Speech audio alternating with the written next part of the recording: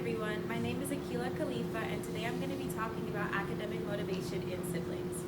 So first, to begin, I'm just going to give you guys a quick table of contents about the order of which I'm going to be discussing my research topic today. First, I'm going to start with a little bit of background information, basically talking about how I chose my research topic and the background research I did on my research topic. Then I'm going to be talking about my methodology, how I went about getting my research topic results. Then I'm going to be discussing the results from my methodology and then analyze it, which will lead me to my final conclusion. So before we begin, my research topic is, does birth order have an effect on academic motivation in children? So before we get into the background information, I just wanted to talk a little bit about my personal experience. For those of you who don't know me, I'm the oldest of 4 siblings. I have 3 younger sisters who are all in high school. And growing up, I noticed that I had a lot more academic pressure on me than my siblings did. Not necessarily to say that they didn't care about their academics, I just felt like there was more pressure on me to succeed than they did. I spent a lot more time on school and stuff while they explored things outside of their academics, such as sports. All 3 of them are in track and other extracurriculars and clubs outside of school. So this brought me to be curious about siblings and differences in them. I thought a lot about how my academics were different from my siblings, and I wondered if that was a pattern along all different siblings or if it was just something that I experienced. As I was doing a lot of my background information, I found a lot of research saying that there was a correlation between your birth order and your academic motivation, but not necessarily why. A lot of the background research I found talked a lot about stereotypes. There's a lot of stereotypes about siblings in media, such as books and TV. For example, often in media, older siblings are they're portrayed as more serious, more about their academics, more in leadership positions, but younger siblings in media, most of the time they're portrayed as more of a wild child, more free-willed. They don't care much about their academics, and they seem to always be more troublesome in media. A prime example I found about this was from the TV show Wizards of Waverly Place. As seen in the picture, the 2 characters are Alex and Justin, and they are siblings in the show. Justin is the older brother and Alex is the younger sister. As seen in the show, Alex is always kind of troublesome. She doesn't really care about her academics as much, and she's more free-willed in her personality. On the other hand, Justin, her older brother, he seems to be more serious in his personality, and he cares a lot about his academics and his future. So some more past research I did was on this psychology project called the Alderian psychology, which basically showed that there was a correlation between birth order and your personality development. In the research topic, it basically talked about how older siblings tended to have more serious personalities, and their younger siblings tend to be more free-willed with their personalities and more relaxed and artistic. The research also went on to show a lot of differences in older and younger siblings as they grew up. Older siblings tended to go for more research roles, such as doctors and lawyers, something that took a lot of school and something that was very much strict in the way that you go about it. Like doctors have to go to college, then they go to medical school, and then they go to residency, stuff like that. But their younger siblings tended to go for more artistic roles. So that could be entrepreneurship, writers, journalists, artists, stuff like that. Things that necessarily don't have a specific time frame and is more up to the discretion of the person. So when I was looking at all of this research, I finally found my gap. My gap was why. As I was looking at a lot of the research, as I said, it talked a lot about that there was a correlation between your birth order and your academic motivation, but not necessarily the reasons behind it. So that's what I really wanted to talk and address in my research. As I was doing my research, I noticed that there were a couple limitations. The first one being culture. Depending on somebody's culture and how they grew up, they may view academics differently than other people. For example, somebody who may have come from a different country, not America, they may view academics a lot differently than from somebody who was born here. The next one was the amount of siblings, and a lot of the research I found when in the journals and articles I read, they often talked about one older sibling and one younger sibling, not necessarily a middle sibling. So somebody like me having more than one other sibling, it may affect the results of my research. And lastly, an age gap. For example, if you had one sibling that was in middle school and another sibling that just graduated college, that big difference in age gap may affect the results of academic motivation, because obviously somebody who's in college is going to have a lot more academics to focus on than somebody who is simply in elementary or middle school. So knowing this, I chose my methodology, which is to go about a survey-based approach. In this type of topic, it's very opinion-based. It really depends on the people that I'm interviewing. So it wasn't necessarily something that I could just search up online. So I really wanted to have the opportunity to talk to the people in person. I chose this because it was open-ended. It gave me personal insights, and I got first-hand experience of the siblings.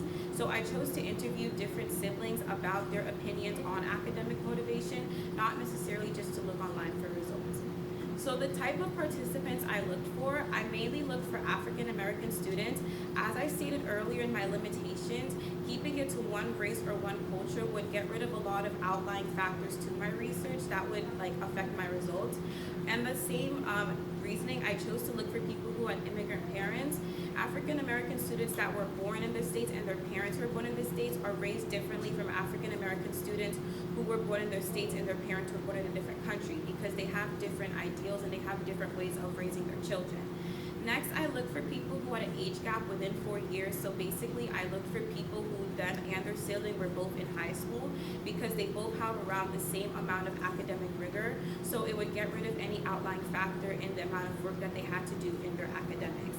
Lastly, I looked for people who only had one other sibling. So either you were the younger sibling and you had an older sibling, or you were the older sibling and you had a younger sibling, because I thought having a middle child may affect the results a little bit, because having more than one sibling may affect how they view academic motivation. So for my survey results, I was able to find a total group of 5 pairs of siblings, 5 younger siblings and 5 older siblings. I found them first. I posted a survey online and asked people if they could get parental permission, and from that I was later able to interview them. So a couple of the survey questions I had, this isn't all of them, these are just a couple of the main ones I asked. The first one I asked was, what is your age order? Basically asking, are you the older sibling or are you the younger sibling in this scenario? From then, I went on to ask what they thought was their main source of motivation in school. This is one of the reasons why I wanted to have an open-ended approach, because a lot of people could have multiple different answers instead of there just being a specific answer. And so by having it an open-ended question, they could elaborate more on their response to the question. Next, I asked if they felt that their academic performance had an impact on their siblings' academic expectations, and this was also an open-ended question, because depending on if you were an older or a younger sibling, you may have different views on this question. And lastly, I asked, do you think that being the oldest or the youngest sibling had shaped their academic drive, which was also an open-ended question. So I had a couple results from the survey, and the results basically showed that older siblings tended to show more academic motivation than their younger siblings. Some of the questions I didn't show earlier were a bunch of data questions, basically asking them on a scale of 1 to 5 what they thought about something. So one of the questions I asked them was, how much do they feel like they're motivated in school on a scale of 1 to 5? I asked the 5 older siblings and I asked the 5 younger siblings. The older siblings, out of all 5 of them, ranked an average of 4.34 versus their younger siblings that ranked an average of 3.12. I also asked them on a scale of 0% to 100% how much they felt that their parents were involved in their youth when it came to their academics. Of the 5 siblings, they ranked an average of 80%, but their younger siblings ranked an average of 50%. So a key trend that I saw in these results was parental involvement.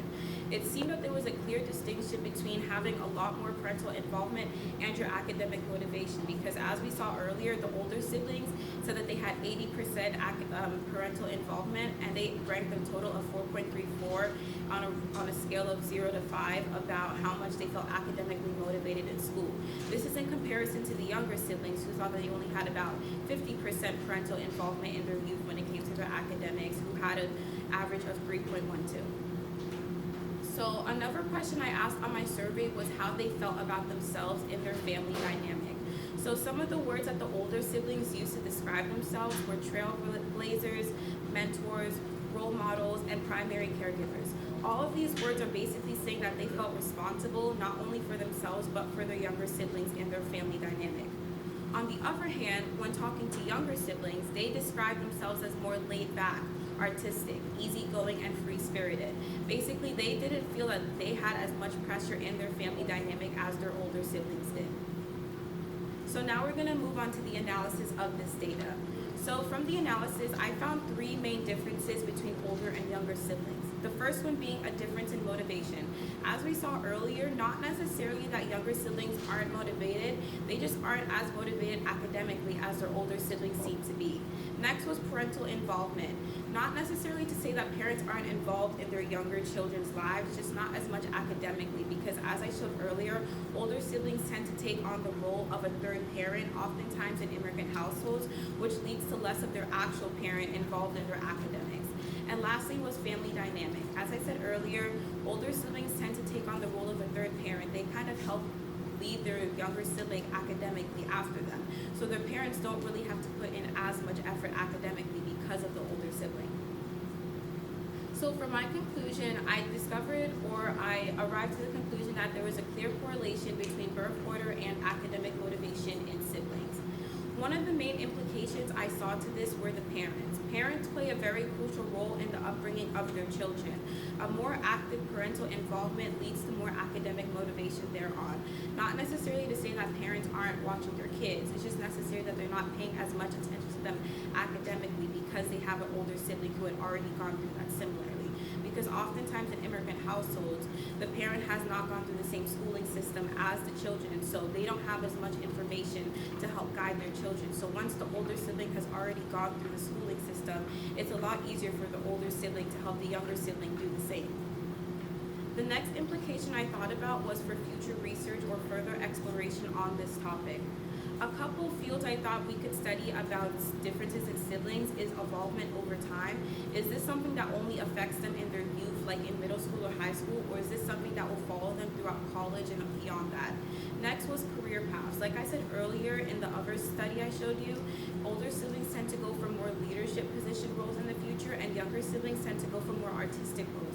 But is there really more to that, or is it simply because one is an older sibling and one is a younger sibling? Next is personality development.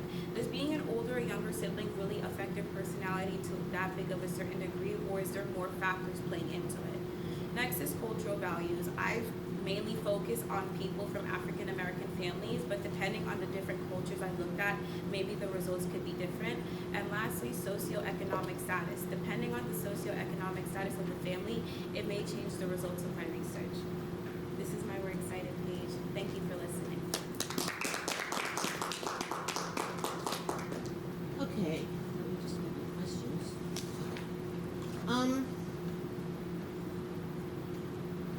Imagine someone was performing similar research. Which database or source for evidence would you recommend they use? Why? A lot of the research I found were from interviews because I feel like my topic is very opinionated. It honestly depends on each person you're talking to. So I feel like looking at interviews is really helpful to get the opinions of older siblings and younger siblings, because it's not necessarily something that you can only really find in journals, because it honestly depends on each and every person's individual experience. Thank you. I thought you did a lovely job. If you could have one ideal audience member to be present here for your presentation that you feel would benefit the most from listening to your presentation, who would that be and why? It can be someone by name, job title, or profession if you don't know someone specific. I feel like somebody who could really benefit from this research would either be siblings or parents, because I feel like a lot of the results I got back from my research showed that there was a big correlation between their parents' involvement in their academics and how they viewed school. So maybe a parent being able to see this data may understand how to help their children better in the future. What part of the research process did you find the most difficult? Was this something you were anticipating to be difficult? The most difficult part was finding people to do my survey, because I had a lot of limitations, because I didn't want there to be a lot of outlying factors. I had a lot more originally, but because I didn't have a very big group of people, I had to get rid of some of the specific, a lot of the specific limitations I had, and I did anticipate it to be the most difficult, because it is very difficult to get people to consent to being surveyed a lot, especially if it's about their own opinions. Any other questions at all from members? Anyone else? All right. Thank you very much. Thank you.